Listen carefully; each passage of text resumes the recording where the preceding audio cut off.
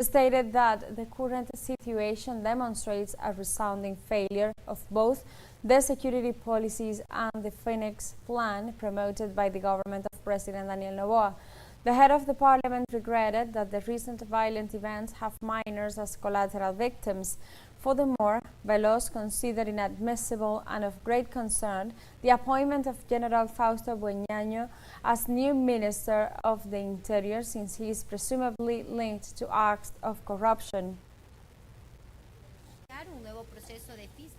A new investigative process will be initiated regarding the increase of violence and citizen insecurity in Ecuador. So far this year, we have had more than 1,050 violent deaths with collateral victims such as minors, which demonstrates a complete failure of security policies and also of the national government's Phoenix Plan. And the Vatican has stated that Pope Francis has contracted double pneumonia for the complicating treatment for the 88-year-old pontiff. On Tuesday, the Vatican said Francis' respiratory infection also involved asthmatic bronchitis, which requires the use of cortisone antibiotic treatment. Francis has been suffering from a respiratory infection for more than a week and was admitted to Gemelli Hospital in Rome, Italy on February 14th. The Vatican also declared that laboratory tests, chest X-ray, and the Holy Father's clinical condition continue to present a complex picture. The Pope, however, is in good spirits. A Vatican official noted that the pontiff had not been put on a ventilator and was breathing on his own. It was also announced that all public events on Pope's calendar had been cancelled through Sunday.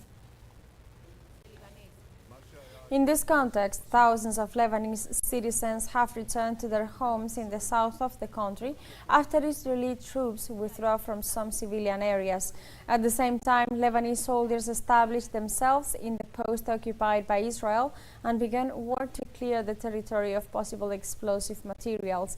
During the conflict, more than 4,000 civilians from Lebanon lost their lives, more than 1 million were displaced, and dozens of houses were destroyed by the Zionist fire.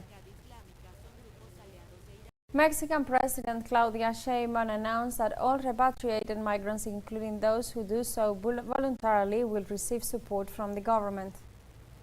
We can give them shelter and access to all supportive initiatives. If they return voluntarily, if they approach one of the shelters, or even if they are at the border, there are colleagues who are taking care of them. So, of course, even if they return voluntarily, they are repatriated. Therefore, they have access to all the support provided by the state. And the government of Venezuela rejected on Tuesday through a communique a false flag operation carried out by the government of Guyana. The official statement starts by reinforcing that the Bolivarian Republic of Venezuela categorically rejects the vile montage promoted by the government of Guyana, which, through its foreign minister Hugh Hilton Todd, intends to spread a hostile and malicious false narrative about an alleged attack against Guyanese troops. This is a false flag operation and fake news designed to manipulate public opinion and divert attention from the violations of international law that Guyana is committing in the Guyana Essequiba. The communique follows by unveiling Venezuela is investigating the facts, and the first elements gathered point to the fact that elements linked to illegal mining, which operate in the Guyana Essequiba under the protection of the Guyanese army and police, were attacked and injured. These citizens are currently receiving medical attention in Venezuelan territory. We denounce that the government of Guyana, in its eagerness to cover up its illegal actions in the disputed territory, resorts to disinformation and warmongering propaganda to justify its increasing militarization supported by the United States Southern Command, which constitutes a threat to regional peace.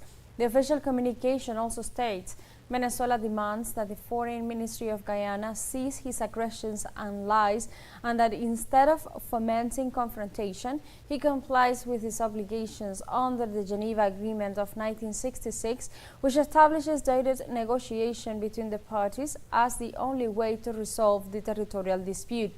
In its closing remarks, the communique reads, "The Bolivarian Republic of Venezuela reaffirms its firm commitment to peace and to the restitution of its sovereign rights over Guyana Essequiba in strict adherence to international law and historical truth."